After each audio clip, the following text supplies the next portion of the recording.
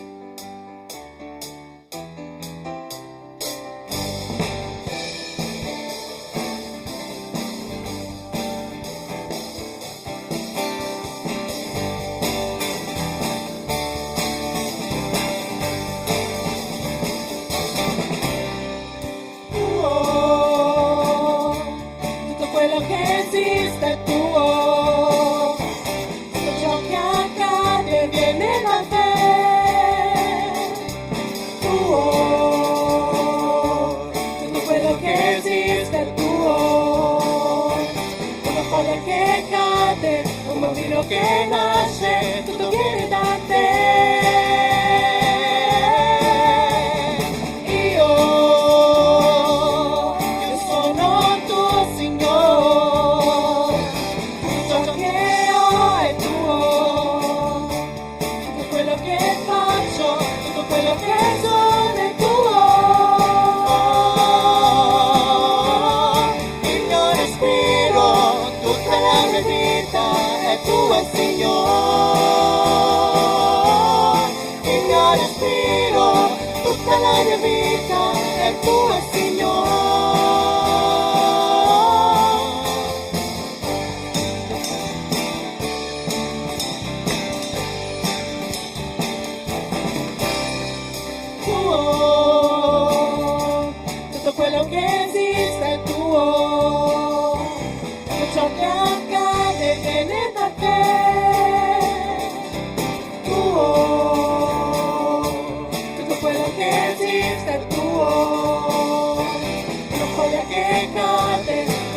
che nasce, tutto viene da te. Io sono tuo Signore, ciò che ho è tuo, tutto quello che faccio, tutto quello che sono è tuo. Il mio respiro, tutta la mia vita è tua, Signore. Il mio respiro, tutta la mia vita è tua, Signore.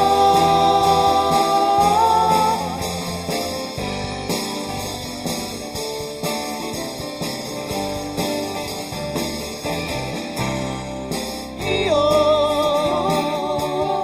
sono tuo Signore, ciò che ho è tuo, tutto quello che faccio, tutto quello che sono è tuo. Il mio respiro, tutta la mia vita è tua, Signore. Il mio respiro, tutta la mia vita è tua, Signore. Il mio respiro, tutta la mia vita è tua, Signore.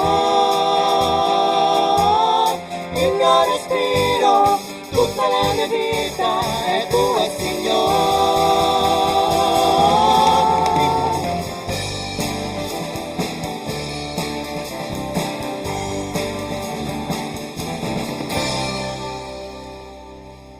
Amen. Dá un applauso al Signore.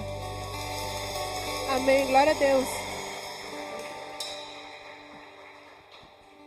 Prossima canzone è Sotto le tue ali. Se tu credi che non c'è mai stato un Dio come il Signore, se tu credi veramente che Dio ti ha salvato, se tu credi veramente che tu hai vita soltanto per il suo nome, allora possiamo cantare assieme questa canzone.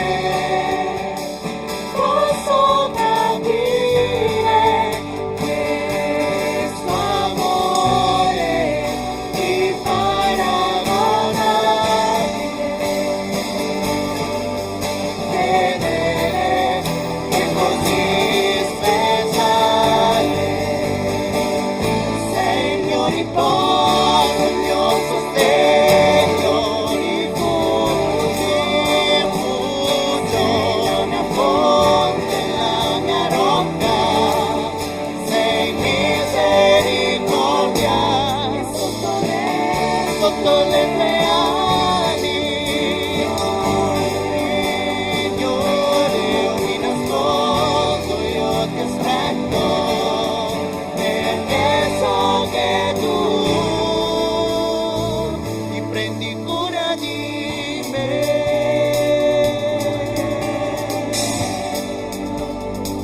Ti prendi cura di me.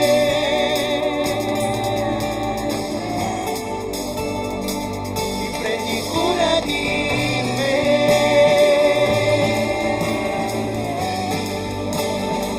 Ti prendi cura di me. Cura di me.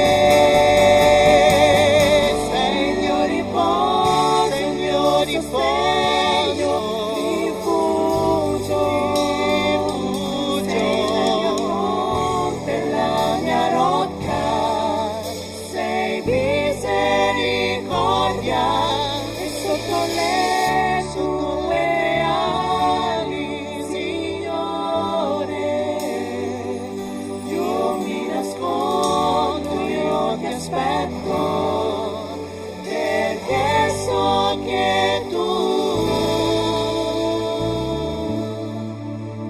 ti prendi cura di me.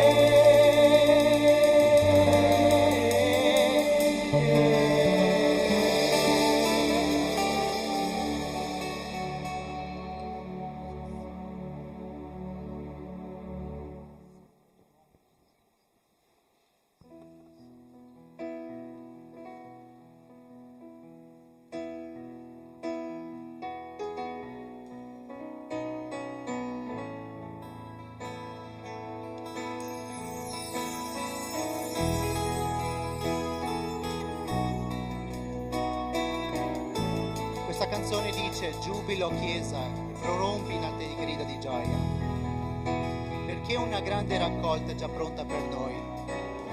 Il Signore ci invita ad allargare le nostre dimore e di stendere i nostri teli senza risparmio.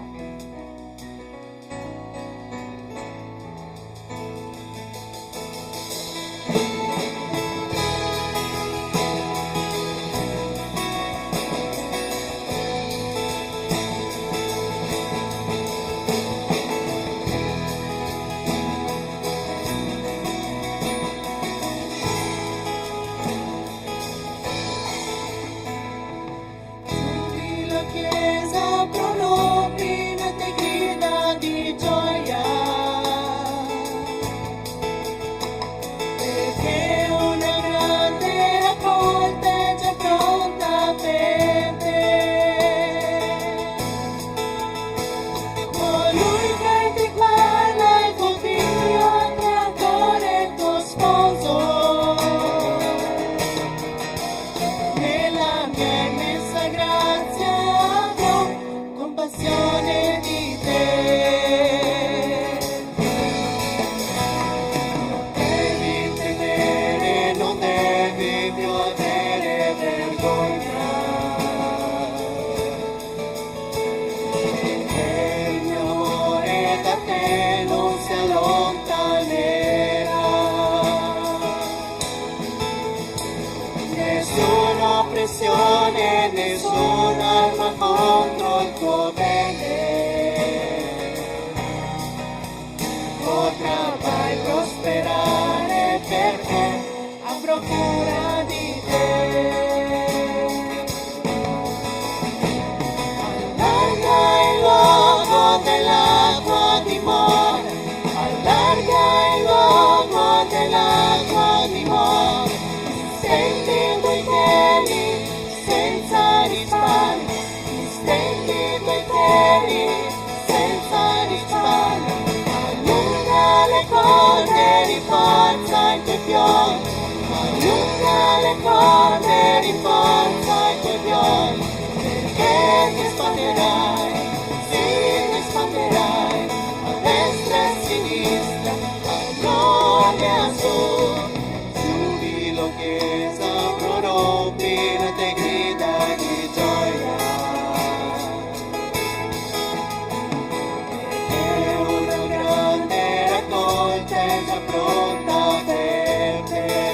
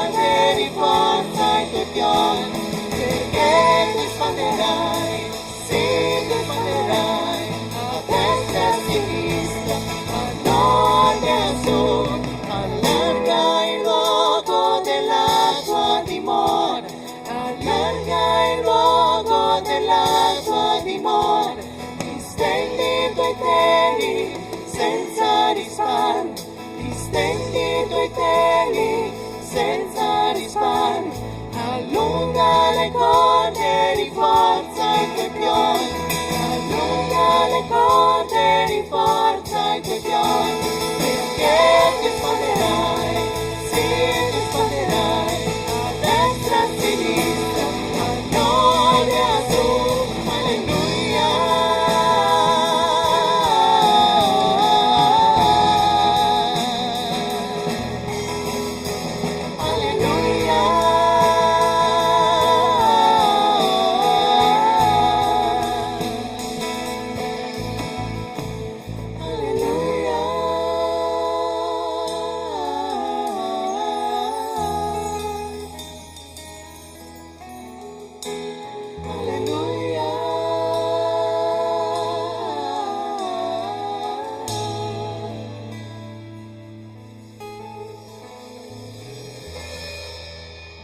Grazie Signore perché ci hai dato l'opportunità di lodarti questa mattina, Signore. Prepara i cuori di ogni persona che è qui presente oggi, Signore, anche le persone che ci stanno guardando in live, Signore. Prepara i loro cuori affinché possano ricevere il messaggio che ci vuoi dare oggi, Signore. Nel nome di Gesù ti chiedo questo. Amen.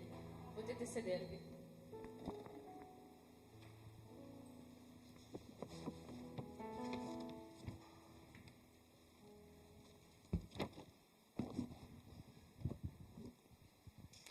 La parola di Dio ci insegna, in Romani capitolo 12, a fare a gara per renderci onore reciprocamente, no? E tra l'altro è una lettera dell'Apostolo Paolo scritta agli italiani, quindi io vorrei onorare stamattina l'impegno dei nostri giovani per la loro lode, ok?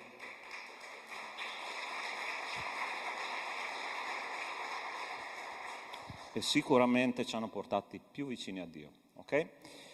Ti invito ad aprire la parola di Dio in Atti degli Apostoli, è la nostra meditazione di stamattina, capitolo 2, per cominciare, dal versetto 46, e leggeremo un po' a pezzi questo testo biblico che poi andrà anche nel capitolo 3. E il tema della meditazione di stamattina è proprio questo: Chiesa, persone che vivono il grande amore di Dio. Ah, pastore, non me la raccontare, ok? Chiesa, persone che vivono il grande amore di Dio. Allora, in realtà, il nostro Dio non è cambiato, è cambiata la Chiesa.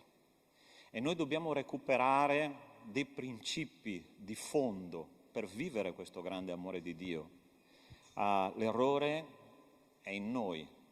Un grande predicatore una volta ha detto una cosa simile, e io concordo 100% con lui. Ha detto: leggendo la Bibbia ho capito che è piena di errori, ma tutti quegli errori dipendono da me, ok? Quindi che stamattina possiamo ritornare sul sentiero che i nostri fratelli prima di noi hanno tracciato e ci hanno lasciato, perché noi possiamo vivere il grande amore di Dio. Chiudi i tuoi occhi e comincia a pregare. Nostro Dio, nostro Padre, ti ringraziamo e ti benediciamo per quello che tu fai per noi ogni giorno, in mezzo alle difficoltà, in mezzo, Signore, alla sofferenza, in mezzo, Signore, a tutto quello che ci viene incontro. A volte sembra il gigante Golia contro Davide, ma Padre, il tuo amore fa la differenza. E come è stato cantato stamattina, questa mattina vogliamo ripararci sotto le tue ali e vivere il tuo grande amore per poter trasmettere il tuo grande amore. Te lo chiediamo nel nome di Gesù. Amen. Capitolo 2 di Atti degli Apostoli, se si può abbassare un pelo per favore, perché rimbalza molto il suono. Grazie. Versetto 46 dice così: e ogni giorno andavano assidui e concordi al Tempio e rompevano il pane nelle case e prendevano il loro cibo insieme con semplicità di gioia, lodando Dio e godendo il favore di tutto il popolo, e il Signore aggiungeva al loro numero ogni giorno quelli che venivano salvati. Guarda che immagine che ci dà la Chiesa primitiva. Tutto funzionava benissimo, ok? Tra i fratelli funzionava bene, con le persone di fuori della Chiesa funzionava bene, ogni giorno Dio aggiungeva delle persone a questa realtà, sembra, no? La luna di miele. Okay? Quando tutto funziona bene, quando tutti siamo magri, con la pancetta piatta, no? Quando c'è amore, quando c'è te, tua moglie o te, tuo marito, tutto funziona perché? Perché non c'è nessuna preoccupazione, è la luna di miele, la Chiesa stava vivendo la luna di miele del Signore, il Signore era appena tornato nell'eternità e la Chiesa stava vivendo questo momento, passatemi questo termine, magico. Allora sicuramente anche tu come me vorresti vivere una situazione di questo genere. Pastore, come facciamo a vivere di nuovo questa realtà? E io voglio meditare insieme a te almeno 3 principi stamattina che si trovano nel capitolo 3. Okay? Quello è quello che ci dimostrano gli apostoli, ossia quelli che hanno cominciato la realtà della Chiesa, hanno fondato la realtà della Chiesa, e 2 personaggi in particolare che sono Pietro e Giovanni, che sono 2 persone che poco tempo prima hanno combinato di cotte e di crude. Ti ricordi cosa ha fatto Pietro? È stato quello che ha dichiarato: ah Signore, anche se tutti scappassero, anche se tutti ti abbandonassero, io sarò con te fino alla fine. La prima cosa che lui ha fatto quando ha sentito odore di persecuzione, che cosa ha fatto? Ha rinnegato il Signore Gesù per 3 volte, addirittura dice la parola di Dio, imprecando. L'altro è Giovanni che voleva far scendere fuoco dal cielo per consumare un villaggio dei Samaritani perché non li aveva accolti. Questi erano i 2 personaggi che Cristo aveva scelto per essere delle colonne della Chiesa. E in quel momento in cui loro si avvicinano al Tempio, adesso vedremo, qualcosa sicuramente è cambiato nel loro cuore che ci fa capire qual è il primo passo che noi dobbiamo fare per vivere il grande amore di Dio. Allora, capitolo 3 di Atti degli Apostoli, da 1 fino al versetto 6, dice così: Pietro e Giovanni salivano al Tempio per la preghiera dell'ora nona. Mentre si portava un uomo zoppo fin dalla nascita, che ogni giorno deponevano presso la porta del Tempio detta Bella, per chiedere l'elemosina a quelli che entravano nel Tempio. Vedendo Pietro e Giovanni che stavano per entrare nel Tempio, egli chiese loro l'elemosina. Pietro con Giovanni, fissando gli occhi su di lui, disse: guardaci. Ed egli guardava attentamente, aspettando di ricevere qualcosa da loro. Ma Pietro gli disse: dell'argento e dell'oro io non ne ho, ma quello che ho te lo do. Nel nome del Signore Gesù Cristo il Nazareno, alzati e cammina. Che immagine meravigliosa che ci dà la parola di Dio di che cos'è il suo amore manifestato attraverso i figli di Dio. Voglio fare una parentesi solo rapida. Se qualcuno ha la mascherina abbassata, per cortesia alzatela, perché ce ne sono già parecchie e non vorremmo andare incontro dei problemi, ok? Il predicatore può perché sta predicando, gli altri per favore, proprio per una questione di sicurezza e di correttezza nei confronti della legge. Allora questi 2 personaggi, Pietro e Giovanni, si stavano avvicinando al Tempio, ok? E c'era lì una persona, dice la parola di Dio, che era storpio fin dalla nascita. Cosa faceva questa persona storpia? Ogni giorno veniva accompagnato lì davanti alla porta del Tempio, lo mettevano probabilmente seduto, da quello che si capisce dalla parola di Dio, e ogni giorno lui guardava le persone entrare perché aveva capito che era il posto migliore per guadagnare qualcosa, chiedeva l'elemosina.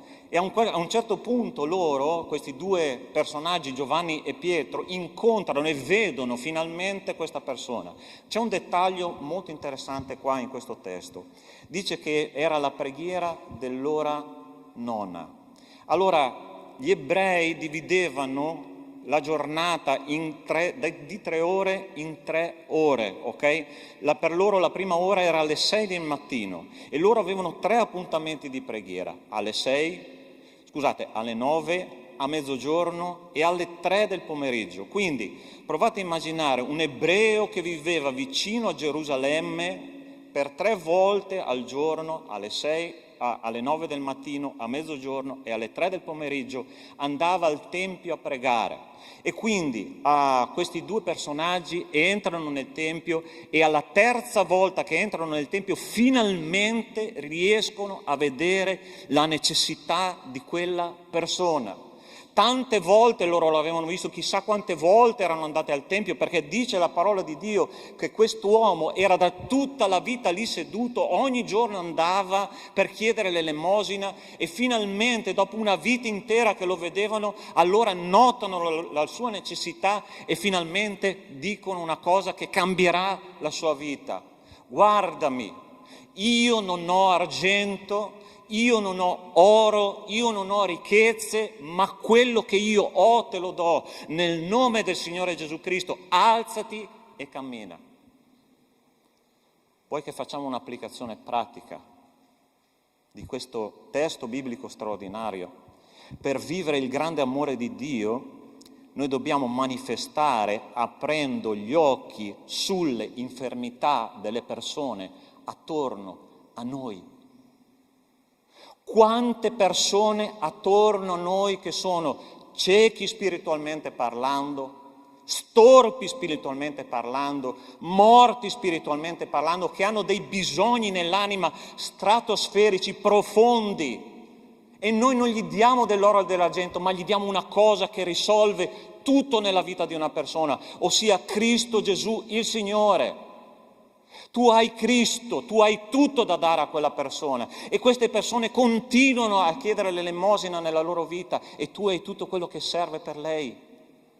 Quante volte abbiamo tenuto la nostra bocca chiusa, non predicando Cristo a un nostro collega di lavoro, a un nostro vicino di casa, a un nostro compagno di classe, e tutto quello che serve per quella persona ce l'hai tu. Pietro ha detto: io non so che cosa ti serve, ma so una cosa, che io ho qualcosa che ti servirà per tutta la tua vita. Ho Cristo il Signore. Nel nome del Signore Gesù, alzati e cammina. Posso dirti una cosa?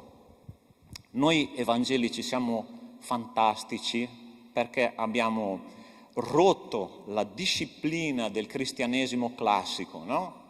E diciamo di avere un rapporto personale con Dio. Ok, ci sta. E alla fine delle nostre preghiere sempre mettiamo quella frase standardizzata che è: te lo chiedo nel nome di Gesù. Ok? Bene. Ho chiesto a diverse persone, poi ho fatto un sondaggio questa settimana. Cosa significa per te pregare nel nome di Gesù? Significa che io chiedo a Gesù. Questa è stata la massima risposta che ho ricevuto, no? La più profonda. Allora ti voglio dire una cosa, mi piace capire quello che io studio nella parola di Dio. Quando noi preghiamo nel nome di Gesù, allora per un ebreo pronunciare il nome di un altro ebreo che non è presente significa che lo spirito di quell'ebreo lì, dell'altro ebreo che era stato chiamato per nome senza la sua presenza, rimaneva disturbato. Allora te lo traduco in termini spirituali. Quando io prego nel nome di Gesù, io disturbo e scomodo Dio perché Lui entri in quella situazione. Hai capito? Quando io prego nel nome di Gesù, Cristo entra nella situazione perché tu stai invocando il nome che è al di sopra di ogni altro nome, ossia quello che può risolvere le situazioni delle persone, le angosce della persona, la depressione delle persone, il cancro delle persone, perché Dio è al di sopra di qualsiasi altra cosa che si parli in questo universo e nel prossimo. Amen, Chiesa. Non so se stai capendo la portata di quello che ti sto dicendo. Quando tu pronunci il nome di Gesù, fai qualcosa di veramente grosso, di qualcosa di veramente straordinario. Questi uomini hanno detto: io non ho niente, ma il nome di Gesù io te lo do. Io porto Cristo nella tua vita e questo Cristo cambierà tutta la tua storia. Se c'è una cosa in mezzo a una vita cristiana tribolata, sofferta, perché se tu non stai soffrendo un po' per Cristo non è vita cristiana, ok?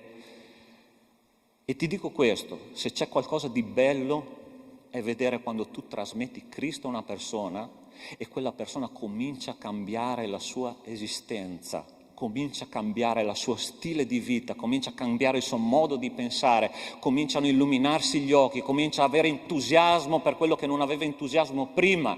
Perché? Perché Cristo è entrato nella sua vita. Io non so perché tu sei qua stamattina, ma posso dirti una cosa. Se tu non stai vivendo quel brillo da tanto tempo nella tua vita, quell'entusiasmo che tu vorresti avere ogni giorno della tua vita, ti manca solo una cosa: Cristo, il Signore. E io sono qua per dirti stamattina che Cristo è qua insieme a noi e Lui vuole avere un rapporto personale con te, vuole entrare nella situazione. E io prego nel nome di Cristo Gesù che Lui possa veramente penetrare in fondo alla tua anima. Perché io so una cosa, che una volta qua c'era un ragazzino, mia moglie lo potrebbe confermare, depresso, pieno di angosce, in cerca di una soluzione per vivere una vita che si chiamasse vita veramente. E quando Cristo è entrato nella mia vita ha fatto un cambiamento radicale. Mi ricorderò sempre quando sono entrato in quella piccola casa, una famiglia brasiliana, nel 91, lontanissimo 1991. Un mio amico mi ha invitato ad andare a un piccolo studio, una cellula familiare, e c'era questa famiglia che parlava, aveva un testo della parola di Dio, studiando il Vangelo. E quando sono entrato mi ricorderò sempre che sono passati davanti a me, nella mia mente, sai com'è quella sovraimpressione che passano nelle autostrade, no? Con la scritta coda, stai attento, rallenta. In quel momento nella mia mente è entrata questa scritta dicendo: qui è la verità che tu hai sempre cercato. Cosa stai cercando nella tua vita? Quell'uomo stava cercando l'elemosina, ma gli apostoli gli hanno dato qualcosa che avrebbero cambiato tutta la sua vita. Non cercare soldi, perché i soldi fanno... Ti sei accorto? Sì. Ti sei accorto che appena entrano nel conto corrente fanno... Ti sei accorto che la salute oggi c'è, domani non c'è? Ti sei accorto che questo mondo è instabile? Ti sei accorto, come mi sono accorto io, che ho avuto il figlio ieri, oggi è già 3 anni che lavora in un'altra città? Ti sei accorto che qualcosa succede di questo tipo? Perché il nostro Dio non è la nostra famiglia, il nostro Dio non sono i soldi, il nostro Dio non è la salute, il nostro Dio è colui che ha un nome che è al di sopra di ogni altro nome. Nel nome di Cristo Gesù noi possiamo fare cose straordinarie, ma bisogna che ci crediamo fino in fondo. Quell'uomo stava cercando l'elemosina della vita e il Signore gli ha detto: io ho qualcosa da darti che è molto più di valore che una semplice elemosina. E da lì in poi la sua vita è cambiata. Punto numero 1, il grande amore di Dio si manifesta aprendo gli occhi sulle infermità altrui. Ma c'è un secondo principio che vorrei imparare insieme a voi. Dal versetto 7 dice: lo prese per la mano destra, lo sollevò, e in quell'istante i piedi e le caviglie gli si rafforzarono, e con un balzo si alzò in piedi e cominciò a camminare ed entrò con loro nel tempio, camminando, saltando e lodando Dio.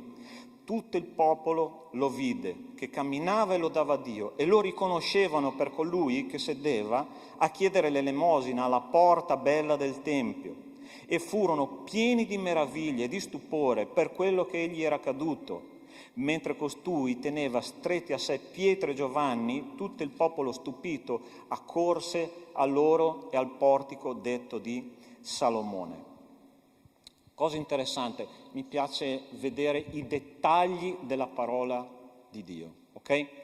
Perché gli apostoli hanno preso per la mano destra questo uomo?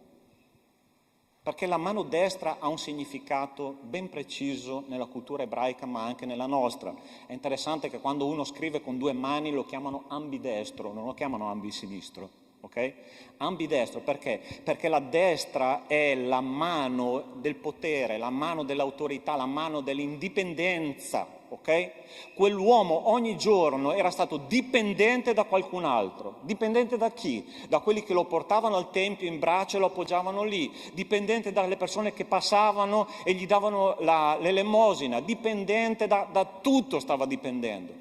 E l'apostolo Pietro a un certo punto gli allunga la mano e gli dice: alzati. Allora stai attento a questa affermazione, ok? Perché qua non dice che prima è guarito e poi si è alzato. Non so se hai notato la differenza. Lui dice che gli ha allungato la mano e quando lui ha fatto per alzarsi, le sue caviglie si sono guarite. Pastore, cosa significa questo? È una cosa che ha fatto anche Gesù con una persona che era dentro nell'assemblea quando aveva la mano secca. È entrato in questa assemblea, in questa sinagoga, e Gesù ha ordinato a quella persona: alza la tua mano. Non so se stai capendo quello che dico, la follia di quello che a volte sembra che ci dica la parola di Dio. Come faccio, Signore, ad alzare la mano se ho la mano secca, il braccio non si muove? Come faccio ad alzarmi se le mie gambe sono paralizzate dalla nascita? Ma quella persona, quando gli è stato ordinato di alzarsi, che cosa ha fatto? Non importa se io ho le gambe paralizzate, non importa se io ho la mano secca, io allungherò la mia mano, io alzerò le mie gambe, perché? Perché so che qualcosa sta per succedere nella mia vita. Questa è la tipica fede di una persona che vuole cambiare la sua esistenza. Tu devi fare il passo prima ancora che qualcosa succeda. Perché? Perché Dio è il Dio della fede e senza fede noi non possiamo piacere a Dio. Hai capito, sì o no? C'è una lunga storia di uomini, se tu vai là nel Museo della Fede, in Ebrei capitolo 11, no? Come Dio ha potuto chiedere a un agricoltore di diventare un ingegnere navale? Noè, un agricoltore. Ok? Adesso tu, Noè, costruirai un'arca di 137 metri per 25 per 15, Signore, ma c'è qualcosa che non va.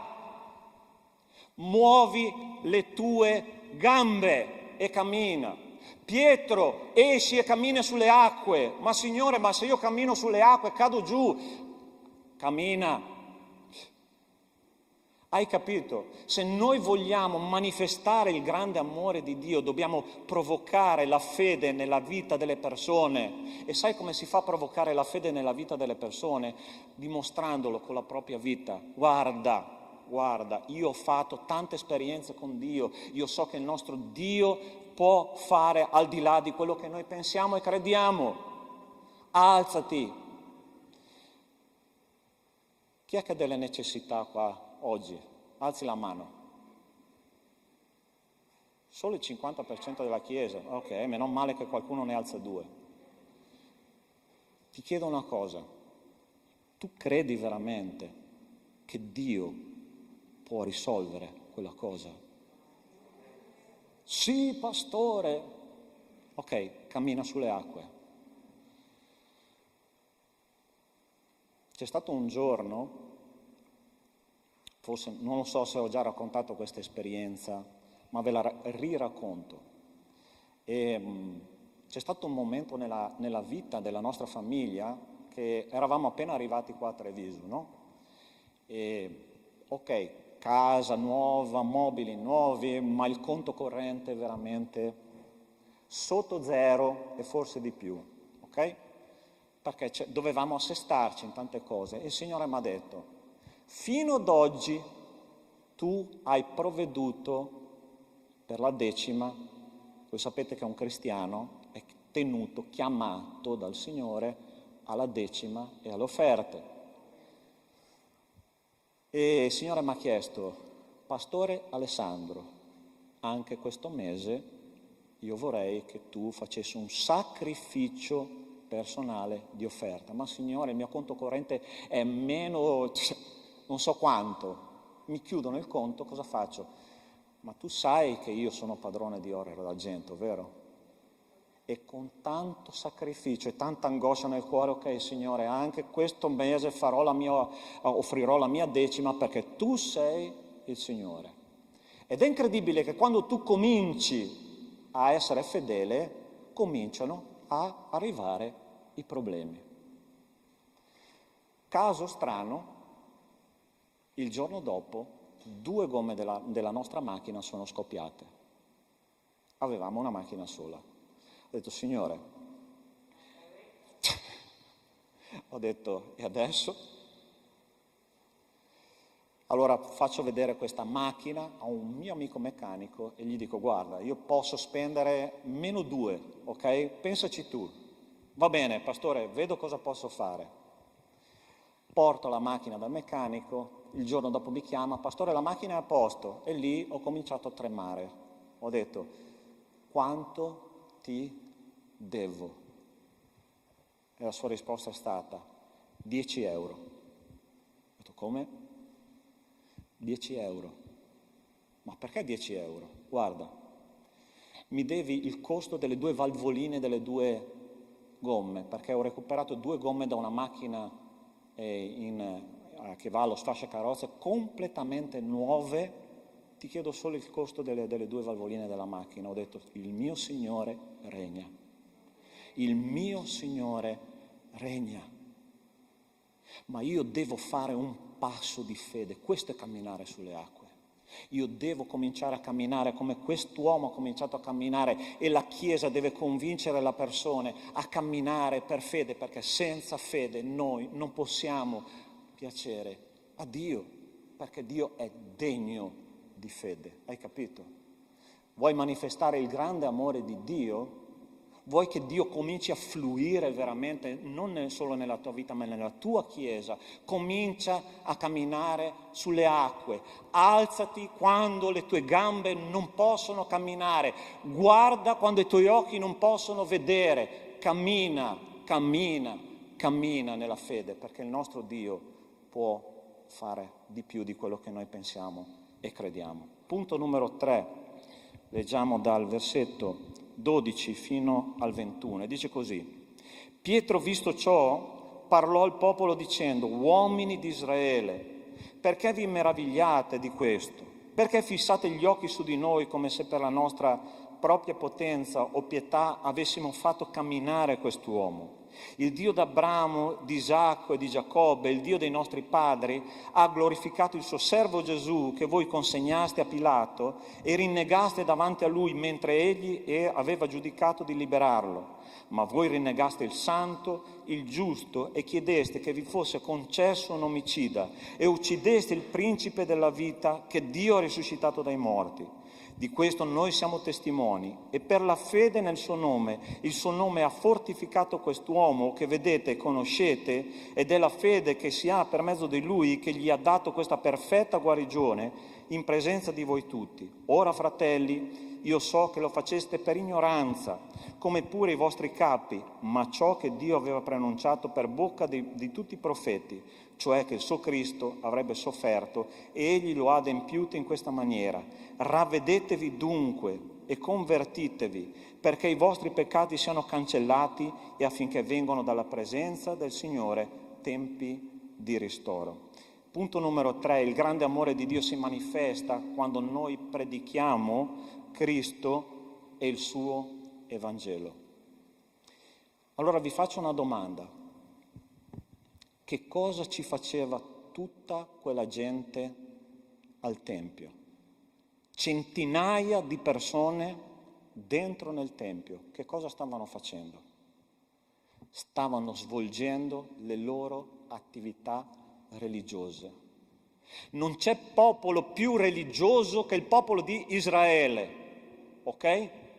C'erano delle persone talmente profondamente radicate nella legge di Mosè che ogni giorno andavano al Tempio per 3 volte all'anno partivano dai posti più disparati dell'impero romano per andare al Tempio ad adorare, e loro regolavano come un orologio la loro vita sulla base della legge di Mosè, ma a un certo punto arrivano questi due personaggi che erano due pescatori, avevano una preparazione teologica?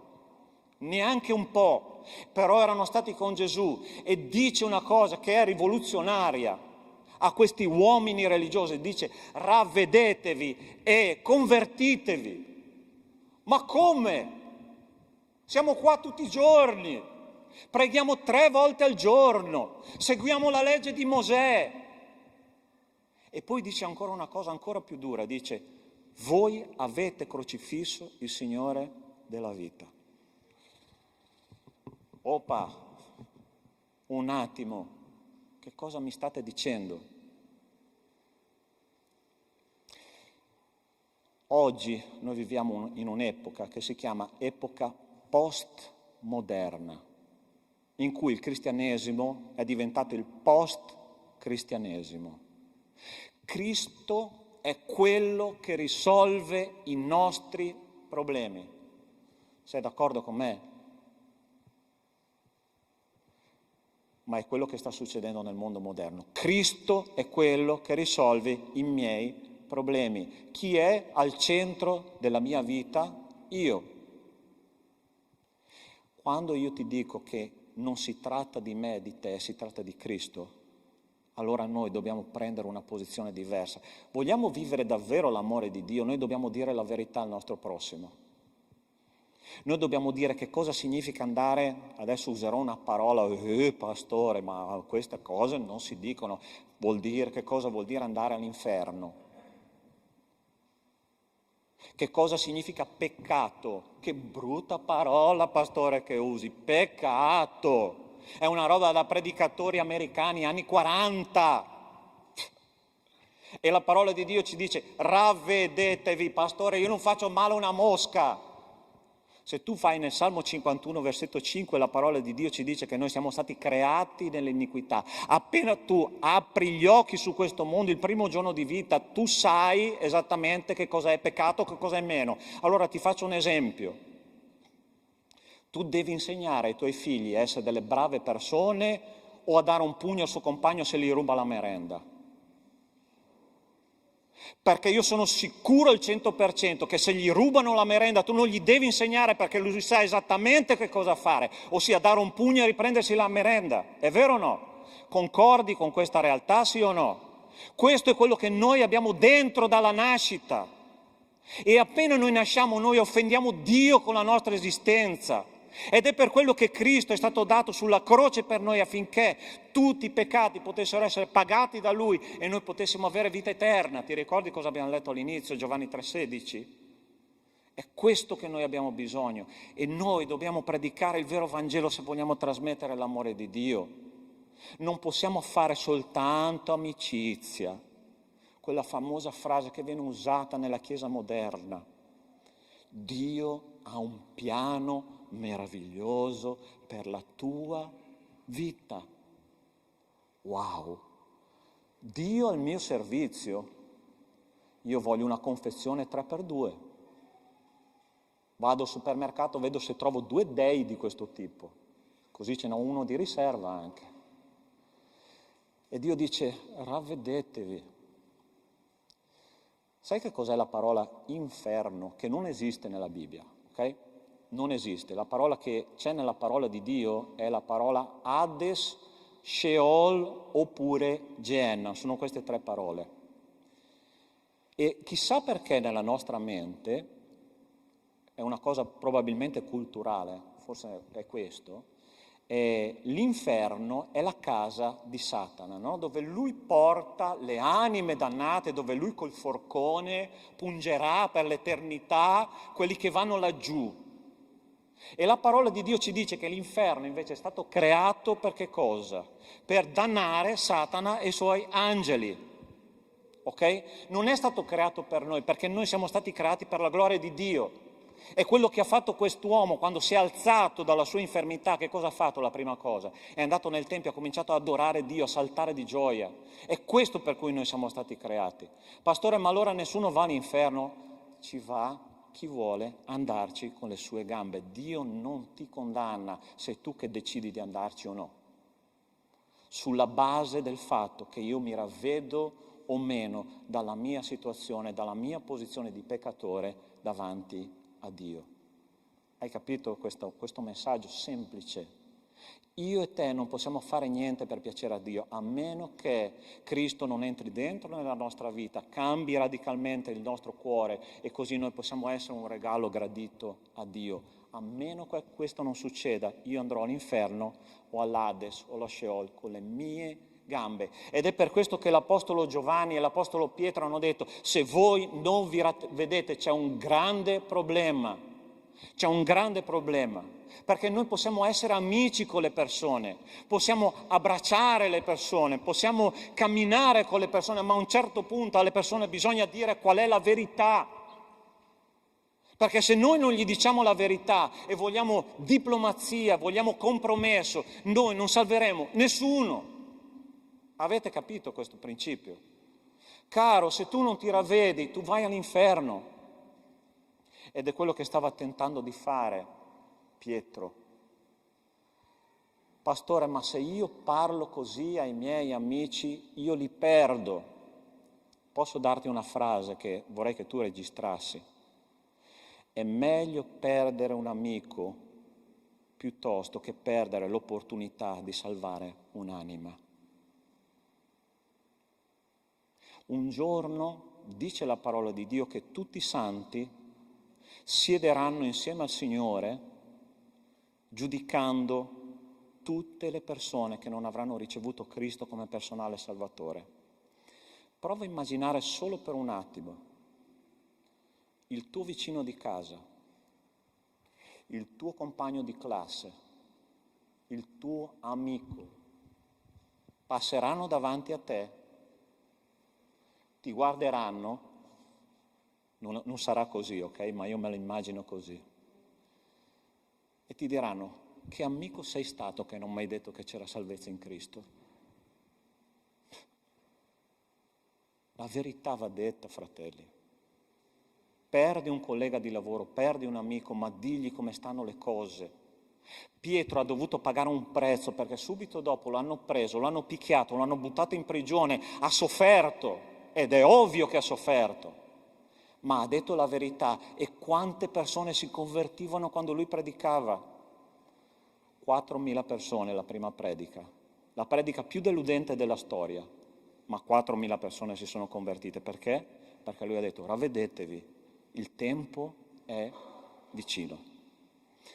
Allora vogliamo vivere il grande amore di Dio. 3 principi. Il primo: dobbiamo aprire gli occhi sulle infermità delle persone che ci sono attorno a noi. Secondo, dobbiamo far camminare per fede le persone attorno a noi, divenendo un esempio per loro. E ultimo, se vogliamo vivere il grande amore di Dio, dobbiamo predicare il vero Evangelo, non un Vangelo anacquato, non un Vangelo all'acqua di rose, non un Vangelo al 90%, ma esattamente quello che il Signore ci insegna. Ravvedetevi, convertitevi e il Signore farà la differenza nella vostra vita. Amen, Chiesa? Possiamo pregare che Lui possa aiutarci a vivere questa realtà. La Chiesa primitiva viveva il grande amore di Dio proprio perché manteneva questi principi ben chiari nella loro mente, vivevano quello che dicevano. Lo so che a volte è difficile. Perché? Perché dobbiamo lasciare da parte noi stessi, ma questo farà una grande differenza. Il mio sogno, come il sogno di tutti i veri cristiani, e sono sicuro che sto parlando per tanti, è quello di vivere una comunità piena dell'amore di Dio, dove lo Spirito Santo fluisce liberamente e fa la sua opera perché noi glielo permettiamo. Chiudi i tuoi occhi e comincia a pregare il Signore. Nostro Dio, nostro Padre, 2 persone semplici come Pietro, come Giovanni, che erano tanto egocentrici prima di cominciare il loro cammino con il Signore. ma loro hanno subito, hanno sperimentato un profondo cambiamento nella loro vita. E io sono sicuro, Signore, che qua questa mattina c'è un popolo folto che vuole fare un cambiamento nella propria vita. E ti chiedo, Signore, di chiamarli e di chiamarli, Signore, a una missione che va oltre la nostra esistenza, va nell'eternità. L'Apostolo Paolo un giorno ha detto: non ho ancora afferrato il premio della celeste vocazione di Cristo.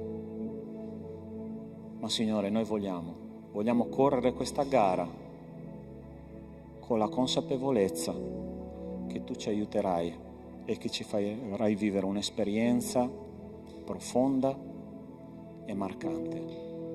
Nel nome di Cristo Gesù. Amen. Amen. Possiamo alzarci in piedi e invito il gruppo di lode. E adesso noi continueremo ad adorare il nostro Signore, un'altra forma di adorazione, con le nostre decime, con le nostre offerte, con le nostre primizie. Ok?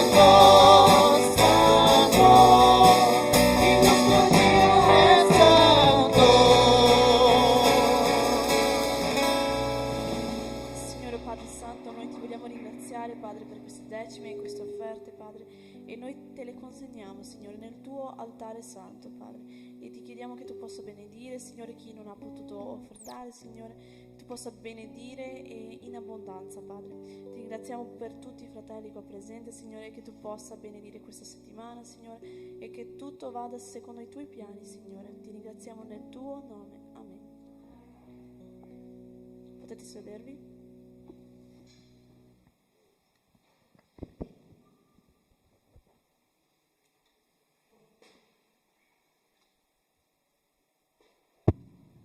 Ok, vi rubo ancora 2 minuti. La nostra Chiesa ovviamente non è soltanto culto domenicale, ma ci sono tantissime attività durante la settimana, ok? Una di queste, per esempio, sono i nostri gruppi di studio biblico settimanali che sono presenti per il momento online, ok? Vediamo se in un prossimo futuro, speriamo molto presto, possiamo ricominciare a incontrarci di persona. Abbiamo già ricominciato a fare i nostri incontri giovani, preadolescenti, adolescenti, perciò adulti. Diamoci da fare, ok? Mi raccomando, è vero che è bello vedere i giovani, no? Però è giusto anche vedere gli adulti, ok? A parte che va bene, noi nella nostra Chiesa consideriamo giovani fino a 99 anni, dai 100 solo accompagnati dai genitori, ok? Poi abbiamo tutti i nostri incontri di preghiera, uomini, donne, il lunedì, il giovedì, insomma ne abbiamo per tutti i gusti. Se volete vedere gli orari e il modo, la modalità, dovete andare sulla nostra pagina Facebook, Chiesa Battista Agape, oppure il bollettino che viene pubblicato sempre ogni settimana, ok? Un'altra cosa che volevo dire qua, sì, questi sono i gruppi di studio, andiamo avanti, vediamo i gruppi di preghiera, ce li abbiamo? Manuele, finito qua? Ok. Associazione. Allora, all'interno della nostra Chiesa, per chi non lo sapesse, c'è un'associazione che sta cominciando un lavoro, almeno adesso in 2 aree. La prima è un corso di pittura, qua abbiamo i nostri artisti che ci sono venuti a trovare stamattina, ok? Bellissimo, un bellissimo lavoro stanno facendo, la nostra maestra di pittura è la Roberta, se volete parlare con lei, partecipare, parlate con lei sicuramente, farete una bellissima esperienza artistica, non solo artistica, ok? Ma vi lascio la sorpresa, ok? E l'altra cosa, dobbiamo fra un po' cominciare un corso di ginnastica dolce, ok Anna? Allora, se volete qualche informazione in più, parlate con la sorella Anna e lei sarà disponibilissima a darvi informazioni. Per settembre, sì, stiamo organizzando, ok? Siamo in fase organizzativa. Quindi abbiamo qua il nostro presidente dell'associazione Walter, abbiamo degli altri progetti, pregate per noi e soprattutto se volete iscrivervi all'associazione, la quota associativa sono di 10 euro che permetterà all'associazione di fare e svolgere un sacco di progetti, ok? Quindi se avete bisogno rivolgetevi a Walter. Io penso di aver detto tutto, ok? Alziamoci in piedi e chiudiamo il nostro culto. Walter, vieni qua a pregare per noi, che così chiudiamo il culto.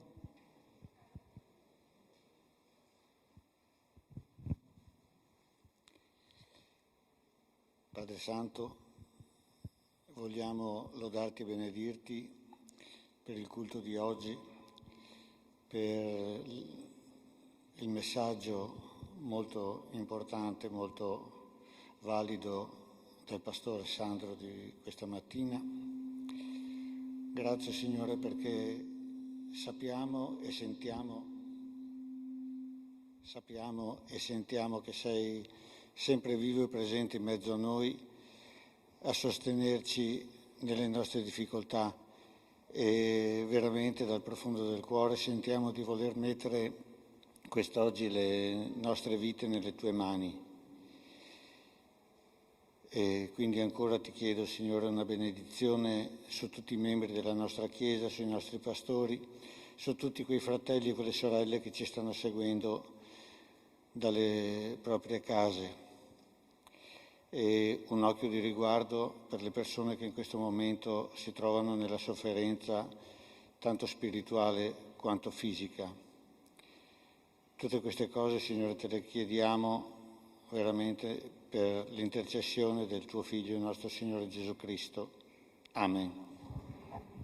Signore, adesso che torneremo alle nostre case, ti chiediamo che l'amore di Dio nostro Padre, la grazia salvatrice di Cristo e le consolazioni dello Spirito di Dio con noi siano e con tutto il popolo di Dio su tutta la terra, da oggi e per sempre.